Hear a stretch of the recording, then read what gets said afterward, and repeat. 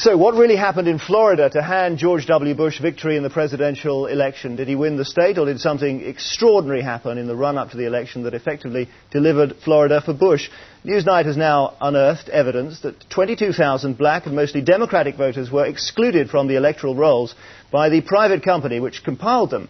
That evidence will be presented at a special inquiry into the fairness of the ballot, which begins in Miami tomorrow. Greg Palast reports from Florida.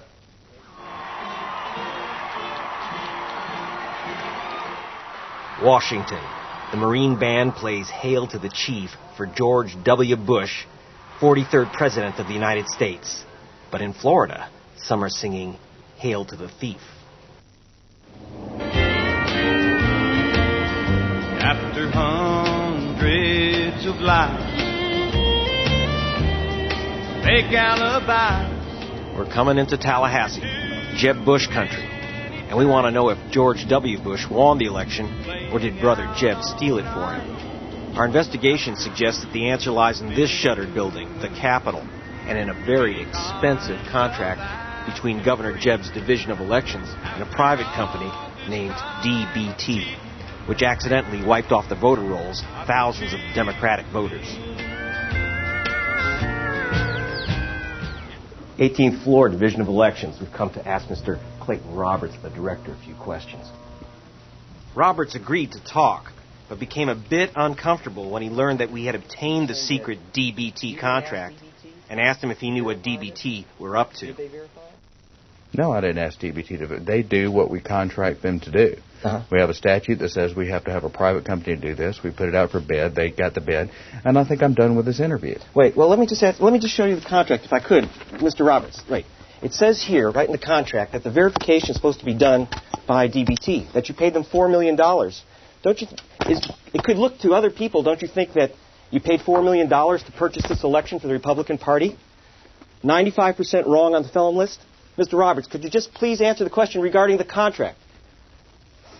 Instead, Mr. Roberts called out state troopers. It's interesting here, huh? Oh, man, never dull moment. Y'all never go. Okay. I don't know why I had to call the police. We hadn't gotten to our difficult questions yet. The difficult questions are, did Governor Jeb Bush, his Secretary of State, Katherine Harris, and her Director of Elections, Clayton Roberts, know they had wrongly barred 22,000 black Democrat voters before the elections? After the elections, did they use their powers to prevent the counting of yet another 20,000 votes for Al Gore? The Democrats say the answers are yes and yes. In almost any other country in the world, if this had occurred, there probably would have been riots. There probably would have been military troops throughout the streets. Al Gore won the election. He won the popular vote, and he won the vote in Florida. And I think that that's pretty clear. It wasn't done fairly. They shouldn't allow you to contest an election, then give you no way to contest it. Jeb Bush promised his brother he was going to deliver Florida. And I believe that the Republicans, their strategy was at all costs, we deliver Florida. Where people were taken out of polls and stopped from voting, yeah, I think that was not right. I think I smell a rat. This is Database Technologies. This is the company that the state of Florida hired to remove the names of people who committed serious crimes from the voter lists. I've obtained a document from inside this outfit. It's marked confidential and trade secret. It says that the company was paid millions of dollars to make telephone calls to verify that they actually got the right names, but they didn't. There's nothing in the state of Florida files that says that they actually made these telephone calls. So the question remains, why did the Republican leaders of this state pay millions for a list that stopped thousands of innocent Democrats from voting? The first list from DBT included 8,000 names from Texas supplied by George Bush's state officials. They said they were all felons, serious criminals barred from voting. As it turns out, almost none were. Local officials raised a ruckus, and DBT issued a new list naming 58,000 felons. But the one county which went through the whole expensive process of checking the new list name by name found it was still 95% wrong. they were going to verify. Reverend Willie Whiting was one of those removed from the voter rolls after DBT wrongly labeled him a serious criminal. I've never spent a night in jail. Never have. Were you ever busted? No, I had a speeding ticket probably 25, 30 years ago, I guess. Somewhere like that, but that's about it. I'm not. You think you should be allowed to vote if you had a speeding ticket? Absolutely. Okay. Absolutely. The Florida legislature likes to see young prisoners paraded in front of the Capitol in old cavalry uniforms. Me and Superman had a fight. Me and Superman had a fight.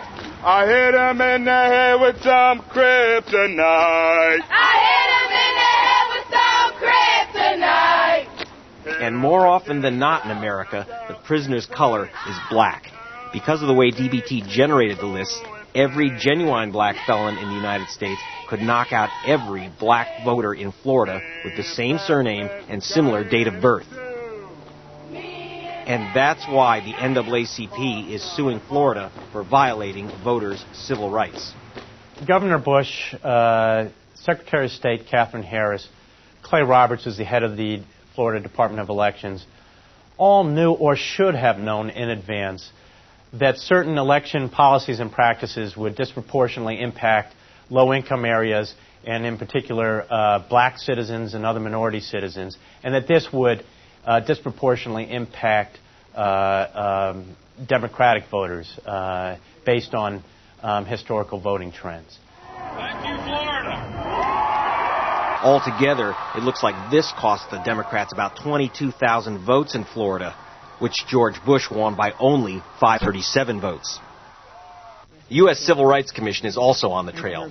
They called in Bush, Harris, and Roberts. Bush did not convince his critics. You said resign already. You screwed up this state. You hope to steal this ballot. I love you, man. Commissioner Edley and his colleagues will be in Miami tomorrow to hear from voters who are wrongly disqualified.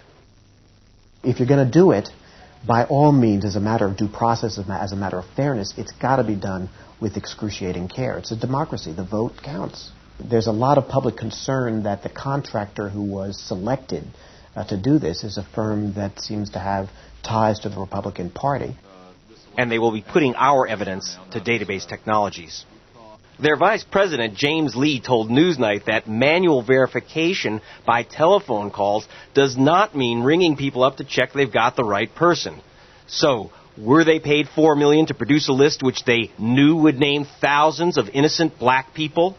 In fact, DBT told Newsnight that Clayton Roberts and the state of Florida wanted there to be more names than were actually verified as being a convicted felon. So, did they use their powers to prevent the count of 20,000 additional votes for the Democrats?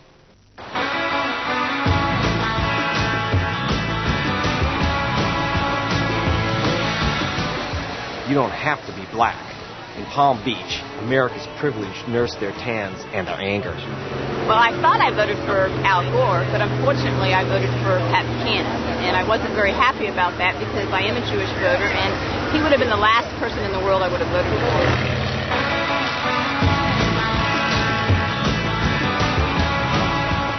Wacky butterfly ballots caused thousands in this Democrat town to accidentally mess up, and they refused replacement ballots promised them by state law. From the time the election started until that awful decision that the Supreme Court made, I came across hundreds of people who had made a mistake, and I also saw over 13,000 complaints filed by people who live in Palm Beach County.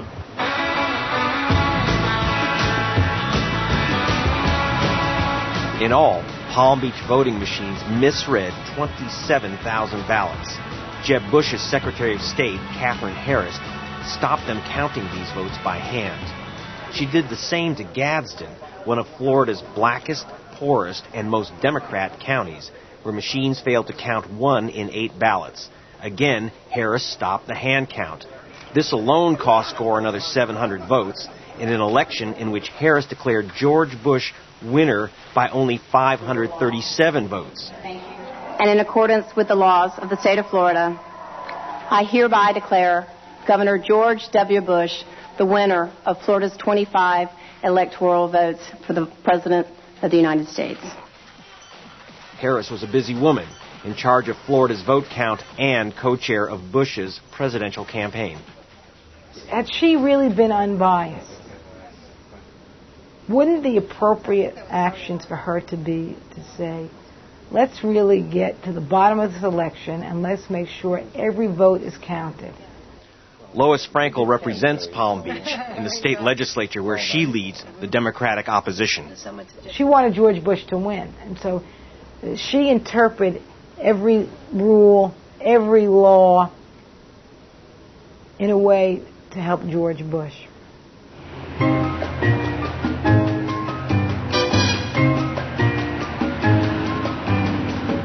We're driving down to Miami to witness an American ritual. In Britain, you count the votes, then announce the winner. In Florida, they declare the winner first, and here we are, still counting the votes. She's showing the ballot in front of the light. They can see the light through where the chads have been punched through. Then she holds it in front because sometimes you can see things in different light. Right. They have a whole column for each these ballot. Are normally, I assume, machine read, right? Right, right. I mean, for the purpose. They are carefully going through the 179,855 uncounted ballots that Harris did not want tallied. They'll know the winner next month. Sources tell Newsnight Gore's ahead by 20,000 votes. The Biltmore, grandest hotel in Miami. Democrats are upstairs eating chicken with their richest friends, charging $5,000 a plate. Let's see if we can get in.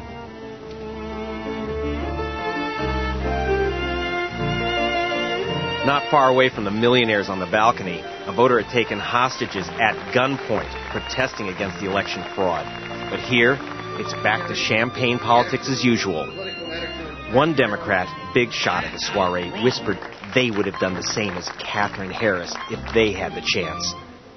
But another, party chairman Bob Poe, remains bitter about this. Jeb Bush, Katherine Harris, Clay Roberts did absolutely everything that they could to stop every legitimate count of the vote. And that's what did us in. All fingers point to the Jeb Bush crew in Tallahassee. Investigators want to break through the iron shutters. I have to say that thus far we've been disappointed by the explanations, or perhaps I should say the lack of explanation provided by the state officials.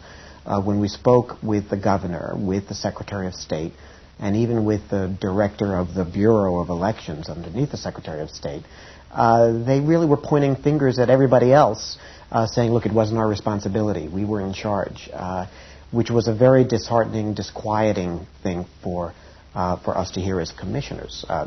Who should be held accountable for what clearly was a system that broke down? State officials point the finger at the counties and say it's their responsibility to check if the names on the list are real felons before disqualifying them.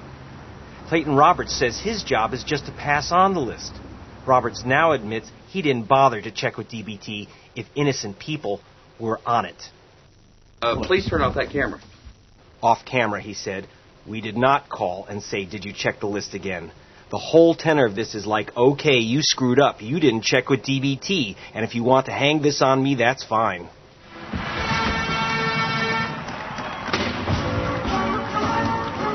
It's certainly fine for George W. Bush. Even if investigators conclude that Jeb Bush and the Republicans conspired to steal this election, the man in that house for the next 4 years will be George W. Bush. Greg Pallas reporting. And we did ask Katherine Harris, Florida's Secretary of State, for an interview to discuss all the issues raised in that film. Sadly, we didn't get any response.